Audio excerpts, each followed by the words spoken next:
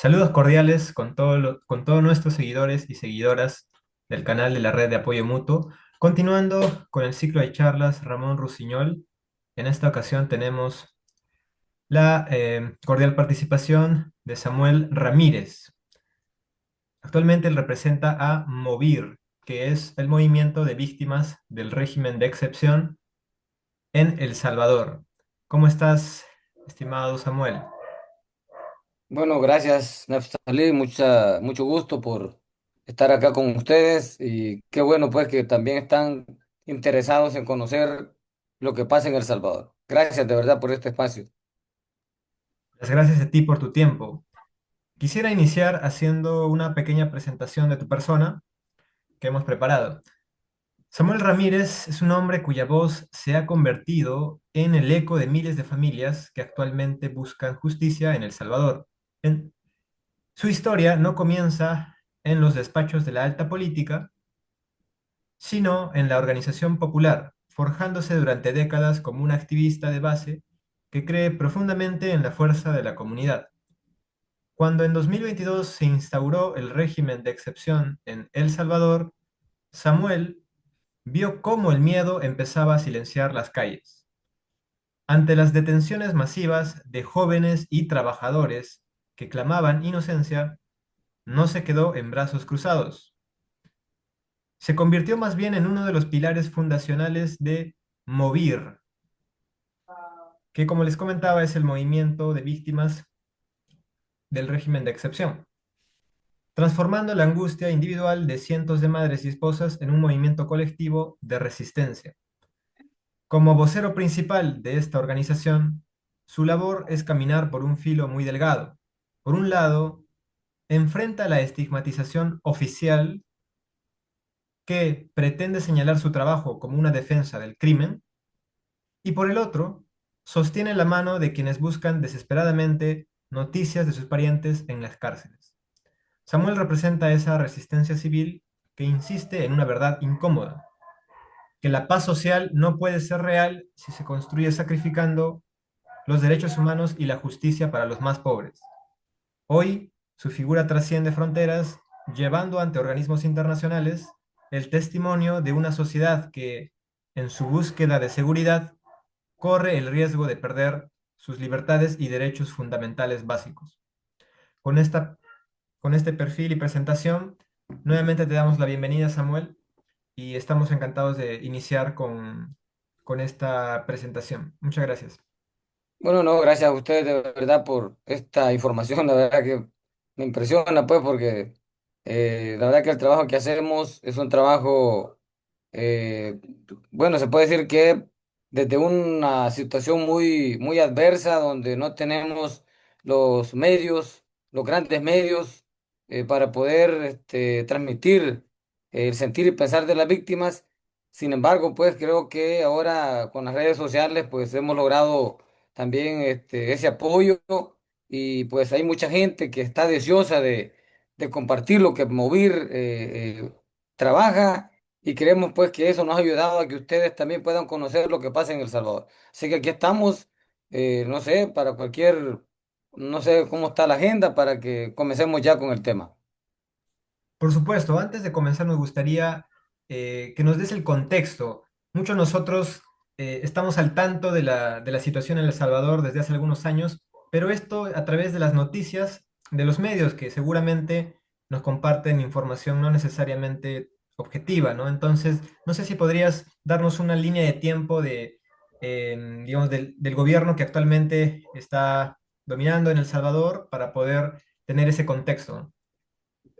Bueno, sí, de decir que yo soy un excombatiente o como puede llamarse veterano de guerra. Ustedes saben que El Salvador sufrió una guerra en 1980, pues fue una guerra declarada donde el pueblo, pues después de tanto represión, masacres, no le tocó otra salida que fue organizarse militarmente, irse a la montaña, porque los espacios en El Salvador estaban cerrados. Electoralmente había una dictadura militar oligarca que controlaba todo, por más que un partido de oposición ganara las elecciones, ellos hacían fraude y era imposible. Y ahí fue donde se determinó que solamente un levantamiento armado era lo único que podía desmontar esa dictadura, abrir los espacios democráticos para que fuerzas diferentes al Estado de ese momento, que era la derecha, la ultraderecha, pues pudiera también ser parte de la política, y eso fue lo que logramos con los acuerdos de paz. Fue una lucha que duró más de 10 años de combate, pero la dictadura se prolongó por más de 60 años, desde la dictadura del general Maximiliano Hernández Martínez, que fue el responsable de una de las masacres más horrendas de América Latina. Más de 30.000 campesinos indígenas masacrados en un lugar que se llama Izalco, en una zona donde los campesinos pedían tierras, defendían sus tierras, y la dictadura de ese momento pues se las estaba expropiando, y la gente por defender sus tierras se levantó en armas y fue aplastado con una masacre.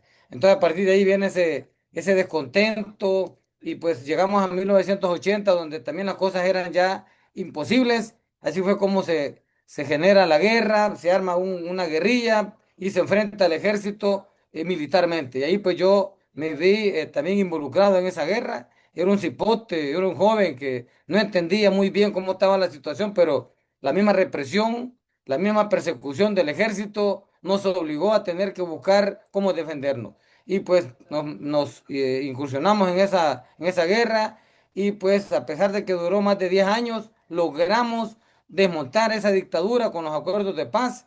Los acuerdos de paz para nosotros son como una segunda independencia. Logramos reformar la constitución, desmontamos al ejército, a los cuerpos represivos, logramos abrir los espacios democráticos para que partidos políticos de diferentes ideologías pudieran participar en las elecciones. Creamos una Policía Nacional Civil diferente a los cuerpos represivos que habían en ese momento, y una serie de cambios que se dieron con los acuerdos de paz. Sin embargo, 30 años después que llega este señor Bukele a la presidencia, comenzó a desmontar esos acuerdos de paz, comenzó a volver a la militarización del territorio. Los acuerdos de paz dijo que la Fuerza Armada solo iba a ser un instrumento para defender el territorio, y se redujo a la mínima expresión. Ahora con Bukele, pues, comenzó el tema de, durante la pandemia, los cercos militares, se quiso tomar la Asamblea Legislativa con la Fuerza Armada para obligar a los diputados que votaran por préstamos, por endeudamiento del país, y que no daba, y que tampoco daba reportes, informes de cómo se gastaban los dineros ya aprobados. Y así comienza pues este gobierno desmontando la democracia. Ahora pues tiene el poder absoluto, tiene la Asamblea Legislativa, eh, son 60 diputados, tiene 56 diputados, tiene la Corte Suprema de Justicia, tiene la Fiscalía, tiene todo, y por eso ahora pues con el régimen de excepción que tiene ya casi 4 años, un régimen de excepción que nos limita derechos, nos limita garantías fundamentales, y pues así es como surge Movir, a partir de que en este país había una violencia, por supuesto que no lo podemos negar. Habían grupos pandilleriles, maras o como se le llaman también, que también tenían asediado a la población salvadoreña, y que era necesaria una acción bastante fuerte. Los gobiernos anteriores intentaron hacer algunas cosas, pero no se pudo, y este gobierno pues vio que era posible a través de un régimen de excepción, sin importar violentar derechos humanos, sin importar capturar inocentes, comenzó a criminalizar a los jóvenes que viven en comunidades pobres donde las pandillas tenían control. Y así es como se genera estas capturas arbitrarias, más de 90.000 personas capturadas durante este régimen de excepción. Por supuesto que hay, entre esos 90.000 hay pandilleros que deben de ser juzgados, condenados, y que deben de pagar por esos crímenes, pero también hay miles de inocentes que fueron capturados arbitrariamente, sin el debido proceso, sin una orden de captura, y ahí siguen guardando prisión más de 3 4 años sin que se les pueda determinar el delito, pero tampoco salen libres. Así es como surge Movir, a partir de que las instituciones de gobierno estaban cerradas para las víctimas, la Procuraduría para la Defensa de los Derechos Humanos totalmente ciega, sorda y muda defendiendo nada más al tapando la violación a los derechos humanos, una fiscalía también que está al servicio del presidente,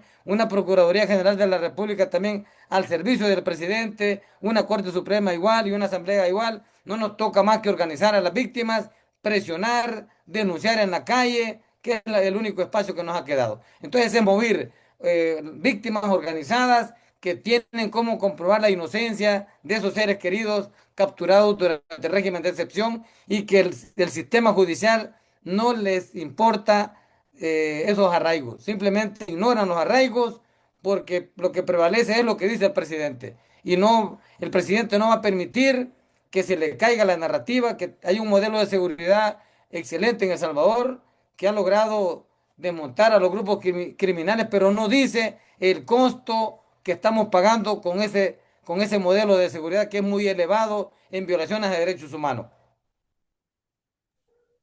Gracias por compartir el testimonio de Movir, Samuel.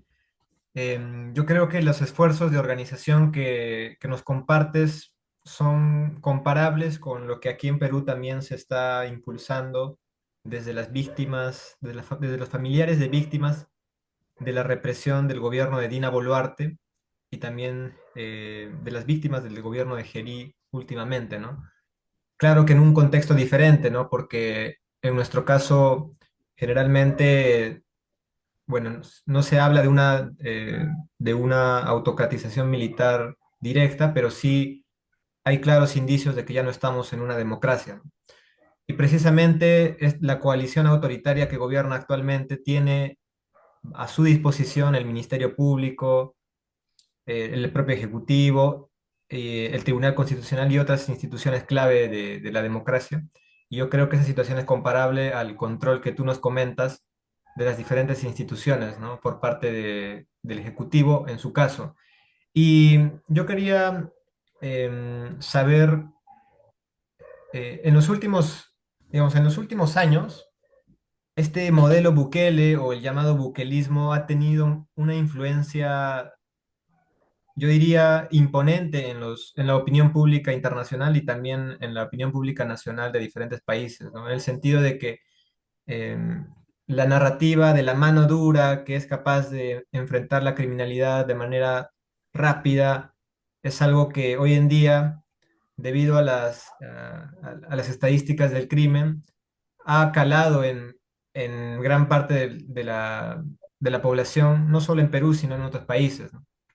Entonces, frente a esta narrativa que ensalza el modelo Bukele como la forma de una política de seguridad para enfrentar los riesgos actuales del crimen, ¿cuál, desde la experiencia de Movir, desde las demandas que están impulsando, cómo enfrentarnos a esta narrativa del gobierno, del bukelismo en general, ¿no?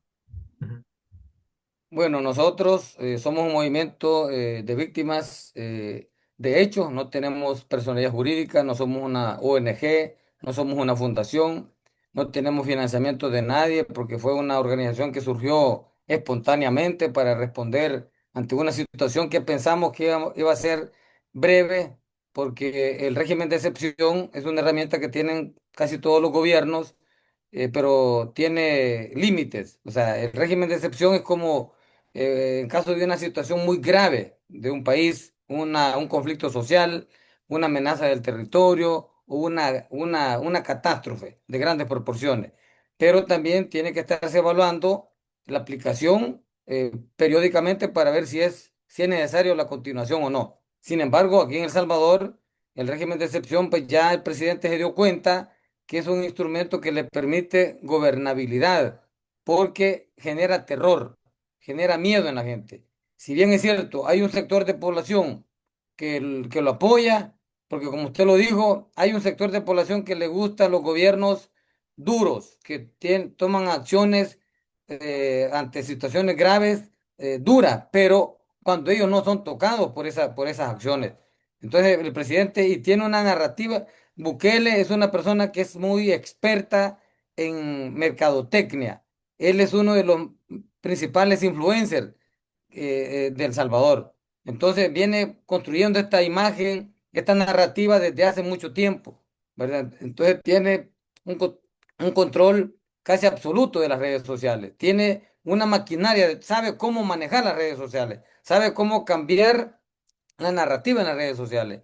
Entonces creo yo que logra distorsionar la realidad y pues se sabe que una mentira dicha 10 veces se vuelve verdad. Entonces Bukele vende que el régimen es necesario porque si el régimen no continúa, los pandilleros van a volver a la calle, van a volver a asesinar a la gente y que si el régimen no continúa se van a liberar a los criminales y que si gana otro partido político van a liberar a los criminales. Entonces, con esa narrativa, la gente, por supuesto, que va a preferir a Bukele porque la seguridad, pues, es bien importante. Pero eh, creo que también, no solamente es la seguridad, también hay que ver la parte económica. Pero Bukele ha logrado vender al pueblo salvadoreño que teniendo seguridad no importa si la gente está aguantando hambre, si los hospitales no tienen medicamentos, si no hay doctores, si la educación es deficiente. Entonces creo que esa narrativa que Bukele ha vendido ha pegado. Y vender miedo creo que es rentable. Y eso lo hemos comprobado en El Salvador. Y creemos que esa narrativa sigue muy fuerte y nosotros como movimientos sociales, carentes de recursos, no somos capaces de competir con esa maquinaria. Hay estudios que Bukele, por lo menos hay mínimo 300 videos cada minuto hablando de Bukele en las redes sociales. O sea, tiene gente elaborando, desarrollando, creando contenido a favor del gobierno. Incluso contrata influencers internacionales con una cantidad de alcances de 30 millones, de 50 millones, de 100 millones de seguidores. Hemos visto cómo ha llevado al Secot, una cárcel que fue construida durante el régimen de excepción, que fue construida en un tiempo récord. Nadie sabe cuánto costó, nadie sabe, porque hay una reserva de información también. Pero ha llevado a estos creadores de contenido, donde hablan en bien del gobierno, que es un modelo de seguridad envidiable para poderlo aplicar en otros países. Pero sin embargo, creo que las denuncias que nosotros hemos hecho, hemos logrado desmontar esa narrativa. Por ejemplo, hemos escuchado las declaraciones de un ministro muy importante de Guatemala, donde le preguntan los periodistas, mire, ministro, ¿y por qué no aplican el modelo Bukele que es tan exitoso en El Salvador? Miren ahora El Salvador cómo es seguro, cómo llega el turismo. Entonces dice él, miren, yo no voy a aplicar un modelo que violenta derechos humanos. Nosotros tenemos vocación de respeto a los derechos humanos. O sea, para nosotros la vida es importante de las personas. No podemos tener gente capturada por más de 3 años sin comparecer ante un juez, sin tener derecho a un abogado defensor. Entonces nosotros somos respetuosos de la ley. Entonces, ¿qué dice ahí? Pues que aquí en El Salvador no hay derechos humanos, no hay respeto de la ley, han reformado la ley, han reformado la constitución para adecuarlo al régimen de excepción. Entonces, creemos que, y ante esa situación nosotros hemos hecho denuncias a pesar de las amenazas. Bueno, ahora muchas ONG de derechos humanos han huido del país. Hoy están en Guatemala, están en Costa Rica o están en Honduras, porque aquí ha habido una ola de persecución y de capturas de líderes sociales, defensores de derechos humanos. Entonces creemos que hay una situación muy adversa. Nosotros nos estamos arriesgando, casi se puede decir que demasiado, pero no podemos abandonar a las víctimas. Tenemos un sector de población que creen mover, que creen que es la única esperanza de poder visualizar esa violación a los derechos humanos, porque aquí pues la Iglesia Católica tampoco se pronuncia por las violaciones a los derechos humanos. O sea, hemos buscado todos los sectores nosotros para ver si se pronuncian, pero un sometimiento al gobierno, quizás por conveniencia o por miedo también, porque hemos visto cómo han capturado personas. Hay una compañera que se llama Ruth López, una defensora de derechos humanos, que denunció la corrupción del gobierno, que sin ser pandillera, sin estar en los grupos criminales, ahora ya le aplicaron el régimen de excepción. Han capturado veteranos de guerra, compañeros míos de lucha, por luchar, por defender sus derechos. Han capturado líderes comunitarios por defender el derecho a la tierra, por defender el derecho al agua, por no a la minería. O sea, es una situación muy compleja. O sea, nosotros Estamos luchando en una situación totalmente adversa que no sabemos si mañana nos van a capturar o a saber. Pero no podemos tampoco huir del país. Tenemos que enfrentar al régimen acá porque aquí es donde nos necesitan las víctimas. Gracias, compañero Samuel. Quería saber si es posible que nos cuentes sobre, de repente, las denuncias que actualmente ustedes están movilizando, ¿no? Nos comentabas, por ejemplo, que hay muchos barrios de sectores con pocos recursos que han sido criminalizados y muchos jóvenes inocentes han sido capturados arbitrariamente, ¿no? No sé si nos podrías comentar más al respecto o... em, claro, eso, ¿no? Profundizar más sobre los testimonios puntuales, ¿no? Por ejemplo, nos podrías compartir, si es posible, esa información, ¿no? Correcto, estamos de acuerdo. Fíjese que en Movir pues nos han buscado muchas personas, ¿verdad? Por ejemplo, tenemos que un porcentaje muy grande, yo supongo que un 60% son jóvenes los capturados por el régimen de excepción. Y hay otro porcentaje de mujeres, mujeres jóvenes. ¿Verdad? Por supuesto que hay pandilleros, hay criminales, hay personas que deben de quedarse en la cárcel y no deben de salir porque ya son personas que no se van a recuperar, no se van a reinsertar. Pero, como dije al inicio, el régimen ha criminalizado a los jóvenes, a los adultos mayores, incluso a las mujeres, por vivir en una comunidad donde la pandilla tenía control. En una comunidad donde la pandilla tenía control, todos son sospechosos, todos hasta los adultos, y por eso han capturado gente solo por sospecha. Pero también tenemos, hay información, pues, y ustedes creo que la conocen, que el presidente habla de un combate a las pandillas, ¿verdad? Que los van a someter, que los van a meter en cárceles donde no van a ver la luz, donde no van a comer, donde van a sufrir.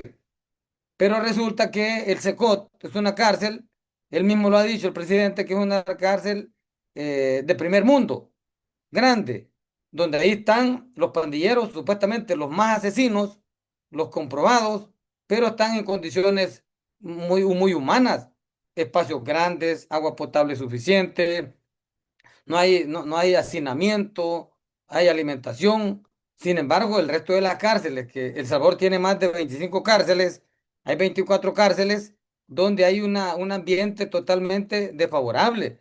No hay suficiente agua, la gente no toma agua suficiente porque no alcanza, no hay servicios sanitarios suficientes para que la gente haga sus necesidades, tiene que hacer cola para eso, la gente se enferma, no hay atención médica, se mueren porque capturan personas que en condiciones de enfermedades terminales, crónicas, que no se percatan que iba enfermo y tampoco se comprobó que eran delincuentes. Han capturado jóvenes parapléjicos, sordomudos, han capturado personas esquizofrénicos con constancias médicas que tienen que estar recibiendo atención médica periódica y ya tienen 2 años, 3 años de estar en la cárcel. ¿Qué atención médica van a recibir? Han capturado mujeres embarazadas, mujeres criando recién dado a luz y los niños han muerto en la cárcel o se han enfermado y no han recibido la atención médica. Se los dan a la familia que está afuera, pero mueren porque ya están desahuciados por los médicos. O sea, ese es el panorama que tenemos en este momento. Entonces, y también han capturado, bueno, al inicio del régimen habían órdenes de capturar cantidades a cada delegación de la policía. O sea, no era solamente capturar pandilleros, era capturar cantidades. Y no importaba si eran culpables o eran inocentes. Pero también se sabe que en la policía había infiltres de las pandillas, de estos grupos criminales. Y en algunos lugares los policías les informaban a las pandillas que iba a haber un operativo, que iba a haber capturas, les avisaban para que se fueran, pero la policía llegaba a capturar jóvenes que no eran nada, pero tenían que justificar que habían hecho ese operativo y que habían capturas. Porque ahora resulta que hay un montón de pandilleros en Estados Unidos, en México, en Guatemala, que los dejaron salir del país. Pero también tenemos información que el mismo gobierno permitió la salida de los principales líderes de las pandillas de El Salvador antes de aplicarse el régimen.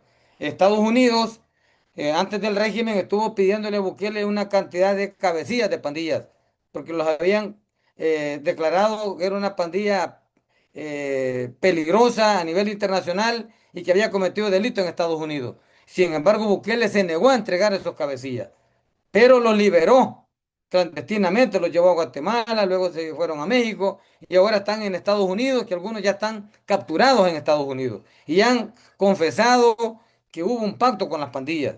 Entonces, pareciera que esto de combatir a las pandillas como que es una narrativa nada más. O sea, en el fondo no se está haciendo lo que se debe de hacer. Tenemos información que también hay funcionarios del gobierno que tienen vínculos con las pandillas, diputados, suplentes, funcionarios de Bukele. Hay un señor que se llama Carlos Marroquín, que él es el enlace de las pandillas con el gobierno. Y hay información, él fue el que sacó uno de los líderes de pandillas. Y no le pasa nada. Y han capturado tanta gente por colaborar, porque supuestamente era colaborador o era partícipe, pero no han capturado personas que sí se han comprobado que son. Entonces, eso es el régimen de excepción, ¿verdad? Hay un proceso judicial, por ejemplo, aquí antes del régimen eran 72 horas para tener a una persona detenida mientras se investigaba. Si en esas 72 horas la fiscalía no comprobaba el delito, tenía que quedar libre. Con el régimen, a partir de que se dieron cuenta que iban a haber muchas capturas, le dieron 15 días a la fiscalía para que comprobara el delito, si era pandillero o no era pandillero, y si había cometido un delito o no. Pero la fiscalía no pudo, por la cantidad de capturados, se vio incapaz de dar ese resultado, pidió una prórroga para 6 meses. Luego igual no pudo en 6 meses, pidió prórroga para un año, luego para 2 años, luego para 3 años. Ahora han pedido prórroga para 2 años más. O sea que la persona va a estar 5 años sin haberse comprobado que cometió el delito en la cárcel. Porque por más que la familia quiera comprobar la inocencia, no se lo permite. Entonces creemos que ese es el ambiente que se vive en el país. Por eso ahora hay un informe de un grupo de expertos y expertas que vinieron al país. Creo que hay un peruano ahí, Gino Costa, que incluso fue parte de la comisión de observador del acuerdo de paz en El Salvador allá por 1992. Él vino a El Salvador hace un par de años para hacer un estudio de cómo era el régimen de las capturas arbitrarias, de los procesos judiciales, y encontraron que hay evidencias de que se están cometiendo crímenes de lesa humanidad, porque se están cometiendo hechos sistemáticos y que no se corrigen. Mucha gente que ha sido capturada ahora ha sido asesinada en la cárcel, ya no ha sido asesinada afuera. Entonces, ¿qué pasa entonces en las cárceles? Pareciera que hoy los pandilleros adentro de las cárceles tienen control. Entonces, todo ese panorama, pues, con ese panorama nos enfrentamos, ¿verdad? Y nos sentimos solos, impotentes, porque aquí, por más que nosotros querramos hacernos escuchar, no nos escuchan. Incluso este informe, el gobierno, en lugar de responder reconociendo o diciendo vamos a investigar, vamos a darle el beneficio de la duda, ha tratado de descalificarlo, de criticar, de denigrar a los expertos que hicieron el informe y jamás ha reconocido que hay violación de los derechos humanos. Entonces, esa es la narrativa del gobierno. A pesar de que Bukele reconoció en Costa Rica que había liberado 8.000 personas y que iba a liberar a todos los del resto de inocentes. Pero aquí en El Salvador jamás ha reconocido eso. O sea que se han reconocido, si capturaron 8.000 inocentes, personas trabajadoras, estudiantes, porque han capturado estudiantes de ingeniería, de medicina, de enfermería, o profesionales también. Y pues, ¿qué pasó con estas personas que les destruyeron su vida? Ya algunas parejas, por ejemplo, la esposa ya se casó con otro, ya los hijos ya están ya no, o sea, hay una distorsión, pues una destrucción de la relación familiar con las personas. ¿Y eso quién lo va a pagar? ¿Dónde está el daño? Ese reparo al daño a estas familias. Pero eso Bukele no lo menciona. Pero eso es gravísimo, tener 8.000 personas inocentes capturadas y no hacer nada para corregir y para reparar ese daño. Una situación gravísima la que nos comenta Samuel. Em, Leandra tenía la mano levantada. No sé si quisieras participar, compañera. Adelante, el micro es totalmente... Sí, Sí, adelante, compañera. bueno, A Samuel quiero decirle que su exposición sobre la situación ha sido magnífica. Eh, Recrear en cierta manera lo que está sucediendo realmente, o sea, yo ya sabía bastante del contexto, pero al mismo tiempo ha sido bastante refrescante. No sé si era refrescante, pero mira, su experiencia situada es de gran valor en el sentido de que puede realmente reflejar las problemáticas en las cuales están atravesando. Y por otro lado, me parece sumamente interesante también lo que comentaba Emanuel sobre las similitudes, ¿no?, que está teniendo El Salvador y el Perú, en el cual las instituciones están siendo básicamente capturadas y está siendo progresivamente capturada desde el 2016, desde que em, perdió Keiko, básicamente, y tuvo su mayoría congresal en Parlamento, ¿no? Eh, y tercero, quería comentar también de que, a ver, ¿cómo lo digo? Realmente el tema mm, del control es sumamente interesante, o sea, como otra vez para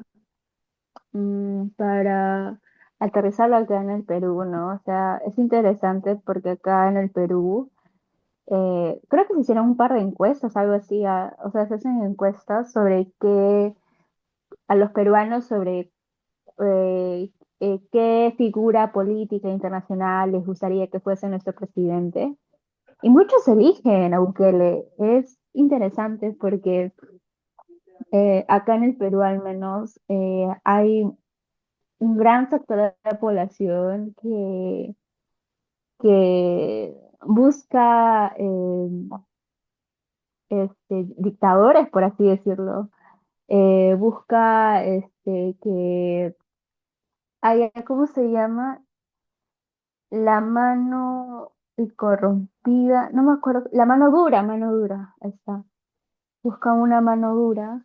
eh, y lo digo, o sea, traigo este tema porque siento que estamos, o sea, creo que su problemática, puede, o sea, su problemática y encontrarse con las expectativas, los deseos, las aspiraciones de la población peruana, como que confronta ello y también confronta y al mismo tiempo, ¿cómo así decirlo? Confronta y al mismo tiempo desplaza, ¿no? Porque a la final nosotros también tuvimos un dictador en gobierno que fue Fujimori. Y es interesante ver esas contradicciones, ¿no?, en la población peruana y al mismo tiempo comparar como que estos dos casos, tanto en el Perú y El Salvador, se relacionan tanto y las similitudes y también las diferencias, ¿no?, entre ellos. Y también quiero resaltar ello porque siento que es importante tomar, o sea, en este grupo que es como, hay como una línea anarquista, tomar en cuenta estas contradicciones y al mismo tiempo fortalecer las relaciones internacionalistas que hay entre los pueblos que habitamos el Estado peruano y el salvadoreño. Eso es lo que tenía que decir. A propósito de esas contradicciones, uno esperaría que, claro, si es que la narrativa del gobierno es, por ejemplo, garantizar la seguridad de todas las ciudadanas y todos los ciudadanos por igual, uno esperaría que, por ejemplo, la violencia de género o la violencia contra las mujeres sea una problemática que estaría siendo abordada también por el gobierno. Quería que nos comentes eso, Samuel, cómo realmente las mujeres están protegidas en El Salvador bajo esta narrativa? No, absolutamente no. O sea, aquí una buena parte de mujeres son víctimas de este gobierno y por más que, bueno, incluso aquí este régimen pues ha desmontado también los programas sociales para las mujeres, fueron desmontados. Con los gobiernos anteriores había una ciudad mujer, había bastantes espacios para que las mujeres se pudieran pronunciar, pero ahora todo está cerrado. O sea, aquí el régimen ha reducido el Estado, ha reducido todos los espacios que cree que para él pues no son importantes. Si el único que ha fortalecido es el régimen de excepción, porque sabe que es el que lo sostiene a él en esta narrativa de que el miedo y que el régimen es el único que resuelve el problema del país. Entonces, las mujeres en Movir, la mayoría, casi el 80% de personas que están en Movir son mujeres y son adultas mayores. Y ahí andan buscando justicia, buscando libertad, llevando paquetes a las cárceles, depositando dinero, cuidando niños o los nietos del hijo que está preso, o bueno, una serie una carga que se le ha agregado más a la que ya tenía. O sea, aquí no hay derecho, no se respetan los derechos de las mujeres.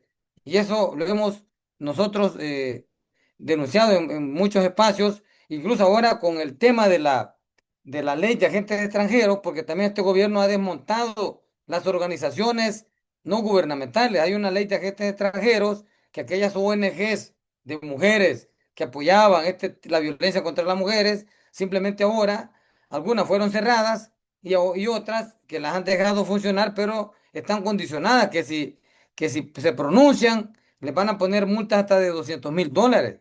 Entonces la gente prefiere mejor callarse. Y, o sea, ya no se ve aquellos movimientos defendiendo los derechos de las mujeres. Tenemos el 25 de noviembre, el Día Internacional de la Violencia contra las Mujeres, donde ya no hay aquellas grandes marchas, o el 8 de marzo. O sea, la persecución, todas las políticas represivas de este gobierno van a que el pueblo no tenga espacio para manifestarse.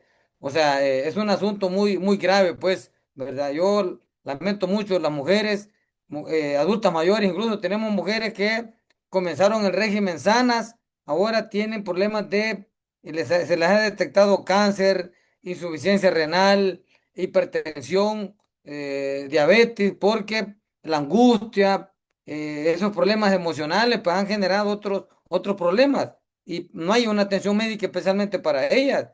O sea, la gente se está muriendo, el gobierno se niega a atender el tema de los efectos del régimen de excepción. Ni siquiera los niños abandonados atiende, hay una ley creciendo juntos, con cariño. La CONAPIN, el Consejo Nacional de la Primera Infancia y la Adolescencia, que solo es adorno. La primera dama ahí anda haciendo actividades, reventando piñatas, haciendo actividades recreativas, pero son con gente que no tiene nada que ver con el régimen, porque tratan de ocultar los efectos del régimen.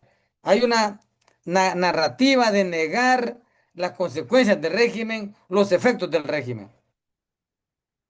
Bueno, eso demuestra el verdadero rostro de las políticas de mano dura. No necesariamente protegen a todos o brindan la seguridad, sobre todo a las poblaciones más vulnerables, ¿no? Entonces este Estado fuerte, con mano dura, en realidad no protege a las niñas, no protege a los niños, a las mujeres, y yo creo que eso es importante para la reflexión crítica.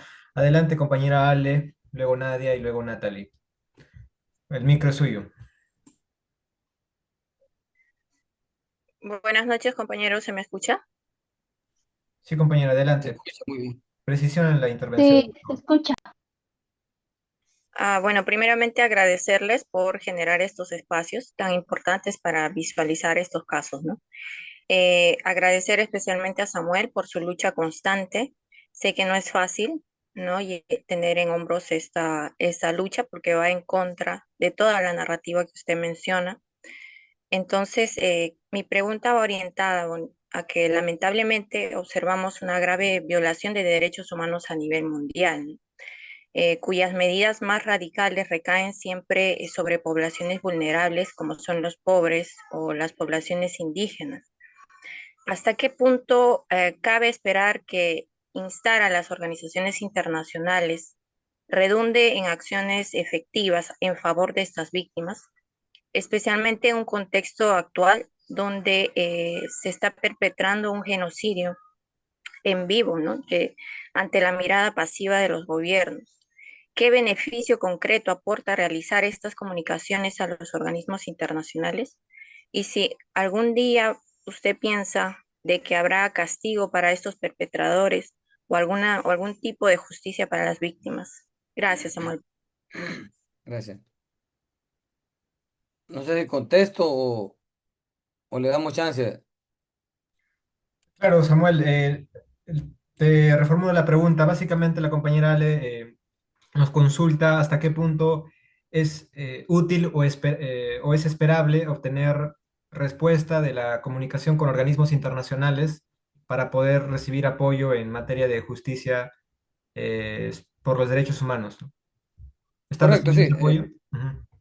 Perfecto. Bueno, nosotros pues estamos haciendo la lucha en El Salvador. Yo creo que todos los pueblos, la primera lucha debe ser dentro de su país, ¿verdad? Porque eso es lo que genera alguna resonancia a nivel internacional. Nosotros en El Salvador tenemos un gobierno que se vende tan bien hacia afuera que aquí incluso muchas organizaciones tienen miedo a pronunciarse. Nosotros tenemos relación con varias organizaciones internacionales aquí en el país que nos dicen, no vayan a decir que nos reunimos con ustedes, no vayan a decir esto y esto, aunque son organizaciones con mucho prestigio internacional, no quieren que el régimen o que el gobierno se vaya a dar cuenta que se reúne con las víctimas. Entonces, igual aquí Bukele se ha burlado hasta del cuerpo diplomático. Yo creo que un gobierno sensato esto no lo hace.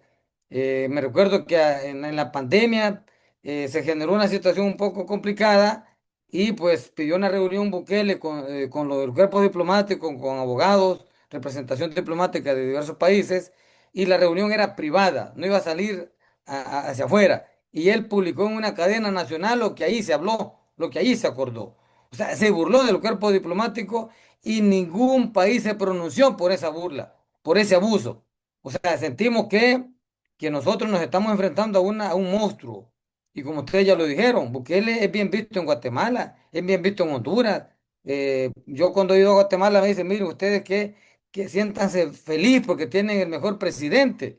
O he ido a Honduras, me dicen lo mismo.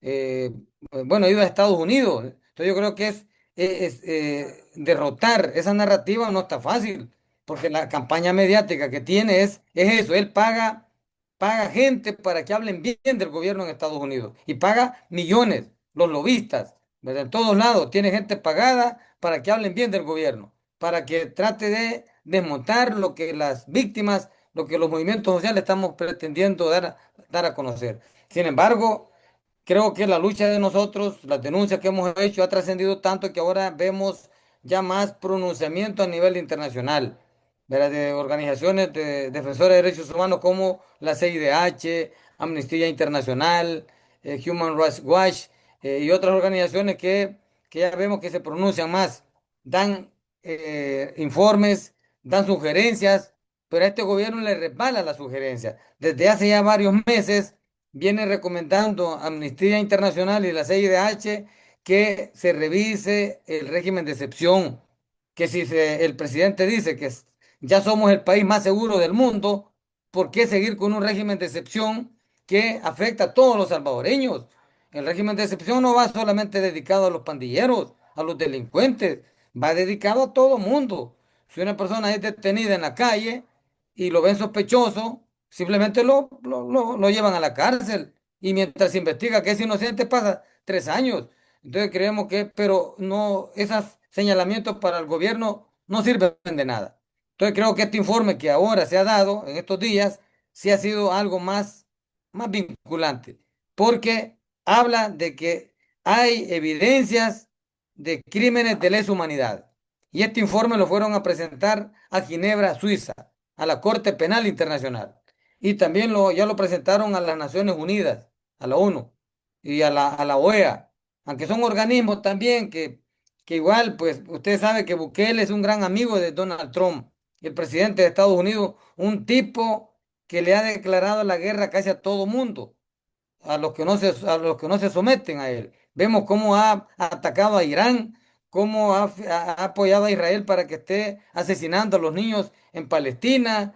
Entonces, y Bukele es parte de ese grupo del Escudo de las Américas que se ha organizado hace un par de semanas, donde hay varios gobiernos, los ultraderechas de este continente. Ahí estaba Bukele, Milei, Noboa de Ecuador, de varios países donde están solamente prestos para apoyar al presidente de Estados Unidos. No es que el presidente de Estados Unidos va a favorecer a los pueblos con mejoras, con no persecución en Estados Unidos. Solamente es utilizar a estos gobiernos para su política de injerencia y de imposiciones en los países. Pero sin embargo, pues yo creo que las denuncias que se hacen están trascendiendo.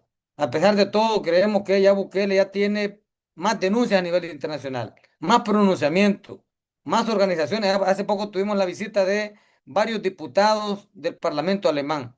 Fueron a un penal, se han reunido con las víctimas, se reunieron con nosotros y ya vemos más en lo personal. A mí me está llamando mucha gente, muchas organizaciones nuevas a nivel internacional que quieren testimonios de las víctimas, que quieren venir a El Salvador y que quieren que hagamos reuniones con las víctimas. Entonces yo siento que se está abriendo las puertas para El Salvador porque ya se dieron cuenta que es un peligro el modelo de seguridad que Bukele está vendiendo y que hay que alertar a los pueblos que no sacrifiquen eh, seguridad por derechos humanos, porque eso es lo que ha pasado en el país. Aquí no importan violentar los derechos humanos por tener seguridad. Y eso creo yo que debemos de alertarle a los pueblos y cada vez que nosotros tenemos espacio de hablar con las personas, tratamos de ser bien explícitos en ese tema. Muchas gracias, Samuel. Compañera Nadia, tiene la palabra.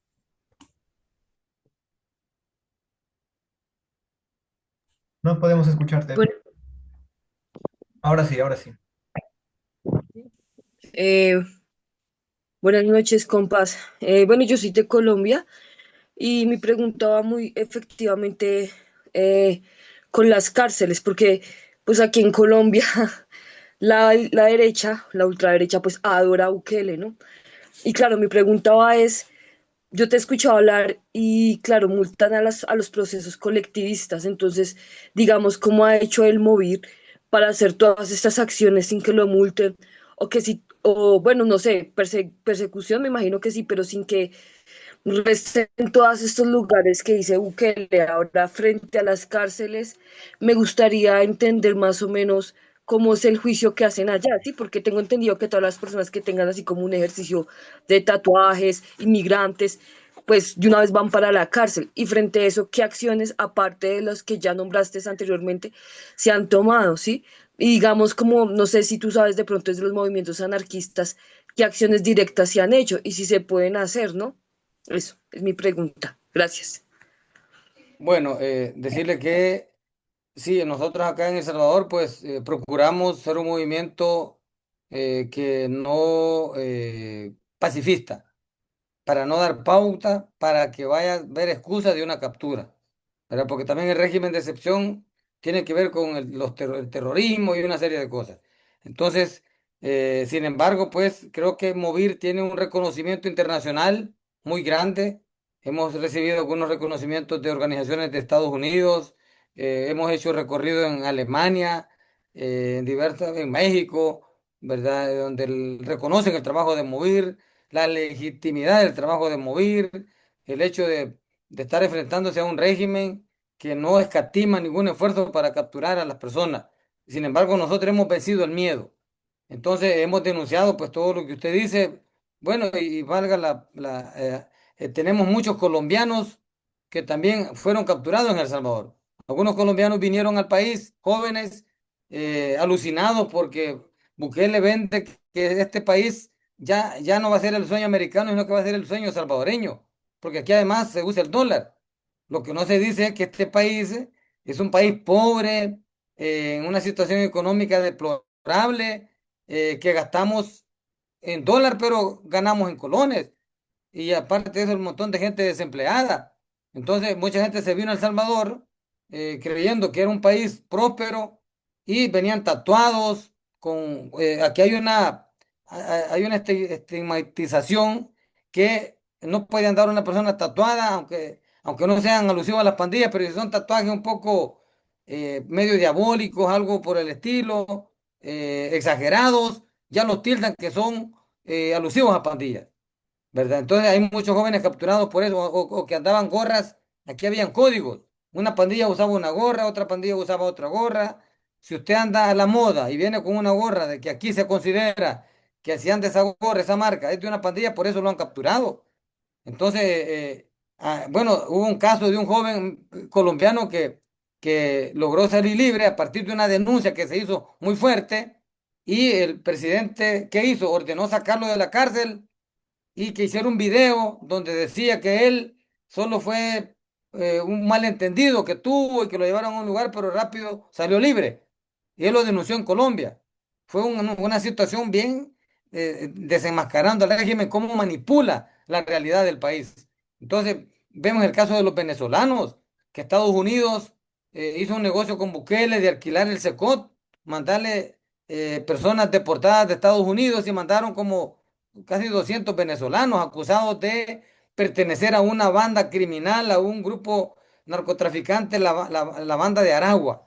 Y eso pareciera que no existe, fue nada más un invento, porque al final no, ninguno de los que trajeron eran delincuentes, se fueron de Venezuela buscando mejores oportunidades para Estados Unidos y salieron libres.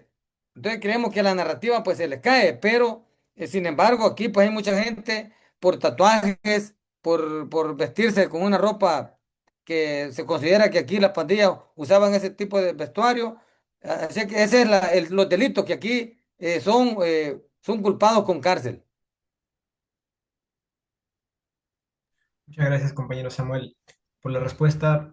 Compañera Natalie, puedes participar. Por ahí vi tu comentario, pero si todavía puedes prender el micro, estaría mejor para que puedas explicar tu pregunta. Ah, ya, sí, estoy con 3% de batería. Sí, lo que sucede es de que tenía una consulta respecto de que hace un tiempo había leído en base a la situación que están pasando por ahí por Salvador y bueno, en general por Centroamérica, ¿no? Sobre el tema de las migraciones, que muchas veces, bueno, suele ser como que son como que, por así decirlo, provocadas, porque justamente cumplen un fin alrededor de que justamente conviene, ¿no? O sea, de que un país tenga delincuentes es un tema muy rentable para para muchas corporaciones, o sea, sobre todo para el mundo ahorita en el que nos encontramos, en donde existe un control imperial respecto tanto por los yanquis, tanto por Israel, el Mossad, bueno, todo lo que, digamos, se ha ido desencadenando, ¿no? En estos últimos tiempos y que digamos las migraciones que de la mano también iban de la par con el tema de la delincuencia, de las pandillas y que muchas veces estas eran utilizadas, digamos, al mismo tiempo que generaban como que ingresos por la venta ilegal de armas. Y esa era mi duda. Quería saber al respecto si es que es verdad, o sea, cómo es allá la situación, si es verdad acerca de que allá se mueve mucho el tema de armas ilegales, la venta de armas ilegales, cómo se da, ¿no? Ese movimiento, si es que es así o de qué otras formas, ¿no? O quizás de repente siendo un poco más puntual con la pregunta, ¿quién se beneficia, ¿no? Con la delincuencia. Además, ¿no? Digamos, el régimen autocrático que siempre responde a ciertos intereses económicos. Bueno, decir que el régimen de excepción, pues, como dije al inicio, probablemente fue necesario quizás los primeros 2 meses de las pandillas, porque hubo un fenómeno un poco raro que un fin de semana hubieron más de 80 muertos, ¿verdad? Y eso fue lo que motivó la creación del régimen de excepción. No sabemos, pues, si también eso fue provocado, ¿verdad? La verdad que yo no quisiera ser mal pensado, pero curiosamente el presidente necesitaba un golpe de timón porque él ganó las elecciones de una manera ofreciendo muchas cosas que eran imposibles. Él ofreció en su campaña electoral que este país iba a ser tan próspero, que iba a desarrollarlo, que el dinero alcanzaba cuando no se robaba y que El Salvador tenía tanto dinero que él lo iba a utilizar para mejores condiciones de vida, mejores escuelas, mejores hospitales, mejores atención médica, mejores medicamentos. Dijo que iba a construir un aeropuerto nuevo. El Salvador es un país tan chiquito que no se requiere de más aeropuertos, pero se le metió en su cabeza que iba a construir un nuevo aeropuerto. No lo hizo. Ya lleva 7 años en el poder. No lo ha hecho. Dijo que iba a construir un tren del Pacífico. Tampoco lo ha hecho. Dijo que iba a lanzar un satélite al espacio porque este país iba a ser un país tecnológico y que iba a haber acceso a Internet en todas las partes del país. Tampoco, eso no hubo nada. Todo ofreció tantas cosas que no las cumplió. Entonces creo que el hecho de crear el régimen, eso fue, lo salvó a él porque venía en picada su popular. Y con el régimen ha logrado todo, ¿verdad? Demostrar que sí pudo combatir a los días y que sigue y que el régimen debe de continuar hasta que eliminen al último pandillero y que el régimen debe de continuar porque si no, pues vuelve otra vez la pandilla hacia afuera a violentar de nuevo a la gente. Entonces creo yo que está aprovechando el régimen de una manera mediática. Y aparte de eso, creo que tener el poder total le permite tener el régimen de excepción porque cada vez que pide prórroga en la asamblea nadie se lo opone. El régimen nadie lo discute, nadie analiza el funcionamiento, nadie se preocupa por analizar los daños, los beneficios, porque no les importa, lo que les importa es seguir con el régimen de excepción, porque incluso el régimen le ha permitido reformar la constitución. En El Salvador era prohibido la reelección. Sin embargo, reformó la constitución sin respetar el debido proceso y se religió ahorita es un presidente ilegítimo porque violentó la constitución, pero ahora ya siendo presidente ilegítimo, ha reformado otra vez la constitución para permitir la reelección indefinida. O sea que él puede ser presidente 10 veces si quiere y nadie se lo puede impedir. O sea, este poder lo está utilizando para concentrar poder, para tener más control y que no permitir de que otro gobierno llegue al país, otro partido, ¿verdad? Porque eso es lo que él vende, que si él no continúa, el país vuelve otra vez a la violencia de las pandillas. Entonces, aparte de eso, creemos que el régimen es un negocio. Por ejemplo, ahorita dice que son 90.000 los capturados por el régimen, más los 30.000 que ya habían, son 120.000 personas. ¿Quién les da la alimentación? ¿Qué empresa da la alimentación? ¿Quién está haciendo negocio con la alimentación? ¿Quién está haciendo negocio con los paquetes? Porque aquí obligan a la gente a que les lleve paquetes a los privados de libertad, donde van alimentación, vestuario, cosas de higiene personal, que eso debería de dárselo el penal, pero no, lo paga la familia, $150 mensuales, o también tiene que depositarle dinero. O sea que este es un negocio también redondo, hacia quién no sabemos.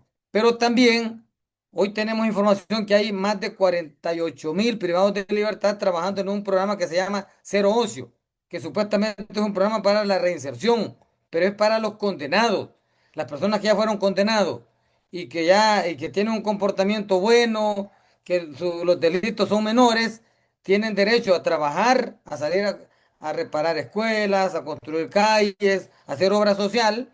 A cambio le perdonan días de estar en la cárcel. Pero resulta que hay un montón de gente que no ha sido condenada, que su proceso sigue abierto y que también los están utilizando para trabajar. Están construyendo escuelas y lo que hacen es que empresas privadas contratan a estos privados de libertad y el gobierno recibe un pago por el trabajo de esta persona y la persona no recibe ni un 5, ni siquiera comida le dan a esta persona. O sea que los están utilizando como esclavos, como trabajo forzado, que incluso estamos pensando poner una denuncia a la OIT, a la Organización Internacional del Trabajo, para que verifique esta situación. Entonces pareciera que es un negocio. Están utilizando a estos privados de libertad en detención preventiva para confeccionar uniformes, zapatos, para elaborar muebles para el Estado. O sea, alguien está haciendo negocio. Entonces, lo que usted dice es cierto. O sea, creemos que el tema del régimen es un negocio, pero también vemos aquí que había un grupo de pandillas supuestamente armadas, pero no hemos visto que les hayan quitado armas. No hemos visto enfrentamientos con las pandillas. Aquí las pandillas todos se doblegaron y se entregaron, se dejaron capturar. Entonces no sabemos qué hay detrás de todo esto, si es parte del pacto con las pandillas, porque yo veo en México cómo se enfrentan el gobierno con los narcos, con armas, pues, y las pandillas tenían armas de guerra aquí en El Salvador, pero no han recuperado esas armas de guerra. ¿Dónde están? Pues las tendrán siempre los pandilleros. Entonces creemos que hay un modelo de seguridad que no es seguro, que no es una política de seguridad, sino que es una situación más espontánea, donde pues no sabemos qué tantas bases pueda tener para poder ser sostenido en el tiempo. Bien, muchas gracias, compañero, por la respuesta. Adelante, compa Gem, tienes, tienes el micro listo. Hola, ¿qué tal? Buenas noches. Sobre ese tema, bueno, estamos tocando, creo que esto ha sido muy interesante a nivel internacional sobre lo que está pasando, bueno, en El Salvador, ¿no? Que los prisioneros están siendo usados para construir carreteras o trabajos sociales y creo que, no sé usted qué piensa. ¿Usted cree que un violador o un asesino eh, sea perdonado o por lo menos tenga una vida decente dentro de la cárcel a lo que, bueno, lo que hizo, ¿no? Porque fuera de eso dejó muchas heridas y me supongo que está bien cómo los tratan, ¿no? Bueno, por mi parte, yo estoy de acuerdo. Por acá en Perú está sucediendo mucho asesinatos a lo que es a transportistas y la verdad que sería una opción muy favorable, ya que en la sierra del Perú falta demasiadas carreteras y creo que sería una opción, bueno, una opción interesante, se podría decir. No sé usted qué piensa, si usted está de acuerdo con esos temas o la verdad que veo sus declaraciones, bueno, sus palabras, lo que usted dice, que está por lo menos es un negocio, pero bueno, por una parte a nivel internacional piensa que está bien, ¿no? O sea, la verdad creía que quisiera saber un poco más, más a profundo sobre ese tema. Usted que está en El Salvador, ya que El Salvador es uno de los supuestamente países que están condenados, bueno, lo que son asesinos, violadores son condenados fuertemente, ¿no? Un poco más quisiera saber sobre ese tema. Gracias.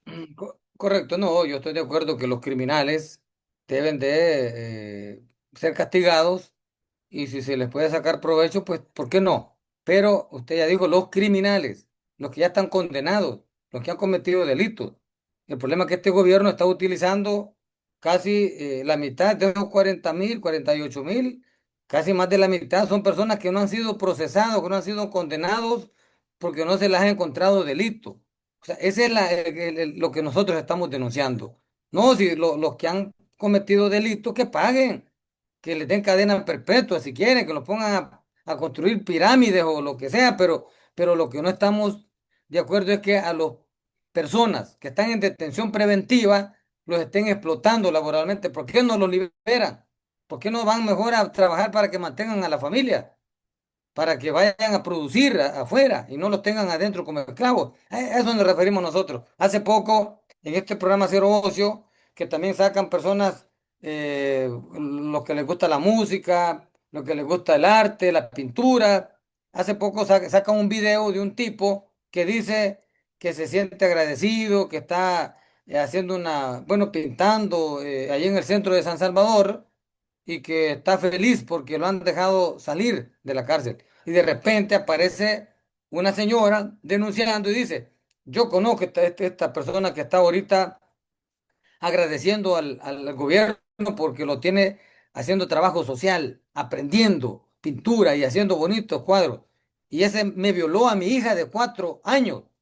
Es un violador, es un enfermo mental. ¿Cómo es posible que ese tipo esté favorecido con ese programa?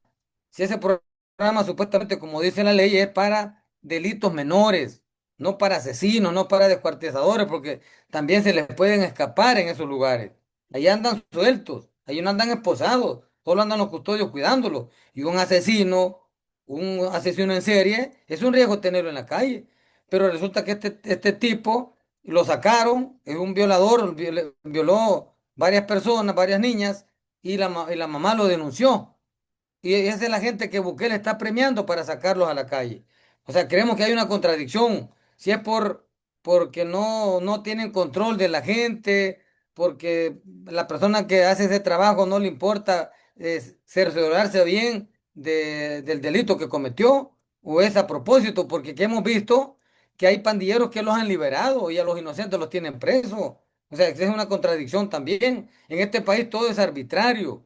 Aquí no se respeta el debido proceso, como lo dije al inicio. Si yo supiera que aquí en El Salvador se respeta el debido proceso, hay independencia judicial, hay independencia de poder, yo podría decir, mire, no está bien, pero lamentablemente en este país, aquí las leyes no funcionan.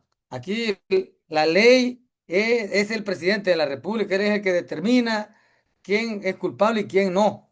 Porque incluso hay personas privadas de libertad que tienen cartas de libertad que un juez ha dictado que lo liberen porque no ha cometido delito y tampoco lo liberan.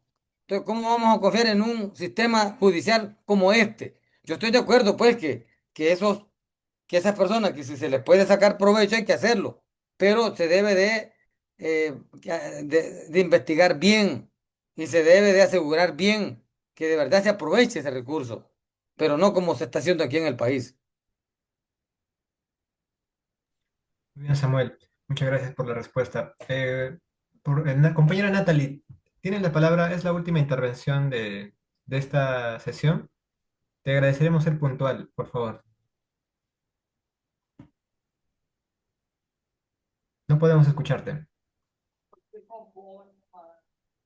Bueno, creo que Salió. tenía la mano levantada. Bien, una última intervención para poder eh, ir cerrando. ¿Alguien quisiera comentar o preguntar algo?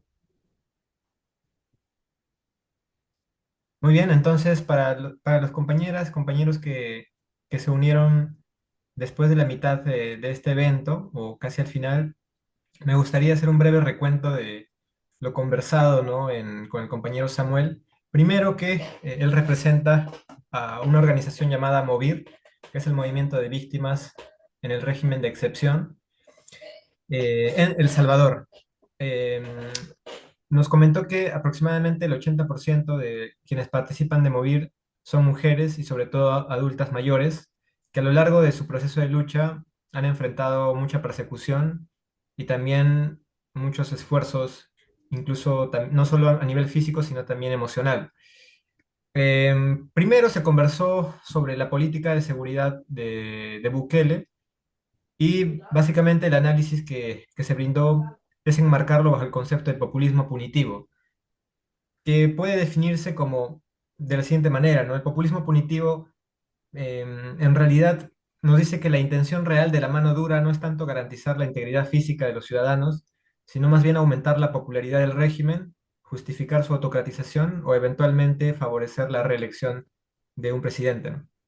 Entonces, más allá de las narrativas que se realizan al respecto, el populismo punitivo en realidad no busca proteger a los ciudadanos, sino más bien ser favorable al gobierno de turno, como una medida rápida de ganar popularidad. En segundo lugar, se hablaron sobre las graves violaciones contra los derechos humanos que actualmente vienen siendo denunciadas desde MOVIR. Como comentaba el compañero Samuel, aproximadamente más de la mitad de encarcelados son o inocentes o no han sido demostrados digamos, su culpabilidad. No se está respetando el debido proceso en estas detenciones y encarcelamientos. Y también el compañero Samuel, en la primera mitad de la sesión, nos compartió gravísimos testimonios sobre víctimas de esta política de mano dura, ¿no? Nos comentaba, por ejemplo, de mujeres embarazadas que perdieron la vida de sus hijos en las cárceles por las graves condiciones en que se encuentran y que muchas de ellas no eran culpables de ningún delito, sino que fueron detenidas arbitrariamente. También se denunciaron la estigmatización de barrios, de sectores con pocos recursos, que automáticamente son identificados como, por así decirlo, áreas donde hay criminales y tienen que ser detenidos. Entonces, gran parte de jóvenes que viven en estos barrios no necesariamente son criminales y han sido encarcelados simplemente por el hecho de que si eres parte de un barrio pobre, automáticamente te estigmatiza como un criminal y esto es algo que está denunciando Movir. Y en tercer lugar también se brindaron un sinnúmero de testimonios de adultos mayores, mujeres, jóvenes que están enfrentando condiciones deplorables en las cárceles y también en la forma del trato con la policía, ¿no? Finalmente, se señaló, por ejemplo, que esta política de seguridad de mano dura no está protegiendo a las mujeres, lo cual es una contradicción en la medida en que una política de seguridad, si en verdad tiene la intención de proteger a la ciudadanía, también tendría que hacer énfasis en prevenir la violencia contra las mujeres y en realidad El Salvador es uno de los países eh, digamos, con una problemática muy grave en relación a esto, ¿no? Entonces es una contradicción que una política de seguridad que supuestamente es funcional desde el discurso del gobierno, en realidad no muestre que, por ejemplo, las estadísticas de violencia contra la mujer son muy altas en El Salvador o que muchos programas sociales para promover los derechos de las mujeres hayan sido, em, se les haya quitado recursos, hayan sido perseguidos, vigilados, etcétera, ¿no? También comentaba el compañero Samuel que ONGs internacionales que buscan promover los derechos de las mujeres están siendo actualmente obstaculizadas, vigiladas y limitadas. Y esto es otra vez un indicador de que hay una contradicción de género muy, muy clara, ¿no? en esta política de seguridad que en realidad no protege a todos y mucho menos a las mujeres y a los niños, ¿no? Y en cuarto lugar, se habló de que actualmente se están abriendo canales de apoyo desde organismos internacionales y otros actores del extranjero que están interesados en apoyar las actividades de Movir y se está avanzando bastante en ello, lo cual es algo que se debe reconocer y eso es algo que es muy bueno. Y finalmente, para poder finalizar esta sesión, les invitamos a seguir, a unirse al grupo de WhatsApp del ciclo de charlas Ramón Rossiñol, donde van a poder acceder a distintos eventos educativos como estos y también de divulgación en general. Precisamente cada semana hacemos conversatorios de este tipo con invitados e invitadas internacionales. Y para poder cerrar también, esto podría ser algo interesante para discutirlo en los otros espacios que tenemos dentro de la red de apoyo mutuo sobre el análisis crítico que debemos hacer con respecto al Estado, ¿no? Entonces, nuevamente les agradecemos por el tiempo brindado a cada una de las participantes, a cada uno eh, de quienes nos acompañaron en esta reunión. Y, compañero Samuel, te extendemos nuevamente la admiración, el respeto y la gratitud por tu tiempo en este espacio. Esperemos que Movir pueda seguir acompañado y apoyado en esta lucha eh, por obtener justicia para la protección de los derechos humanos de aquellas personas inocentes que están siendo maltratadas, violentadas por el gobierno de Bukele y eso, ¿no? No sé si tendrías algunas palabras finales, compañero Samuel. Sí, correcto. Yo para agradecer de verdad el espacio, por escucharme, por conocer lo que pasa en el país. Creo que es importante verlo porque es un modelo que quieren aplicar en otras partes. yo creo que hay que alertar que este modelo es un modelo tramposo. ¿Verdad? Que el costo que estamos pagando por esta seguridad es demasiado elevado. Sí reconocemos que ha mejorado el país en el tema de seguridad con las pandillas, pero ahora el quien violenta los derechos es el régimen de excepción.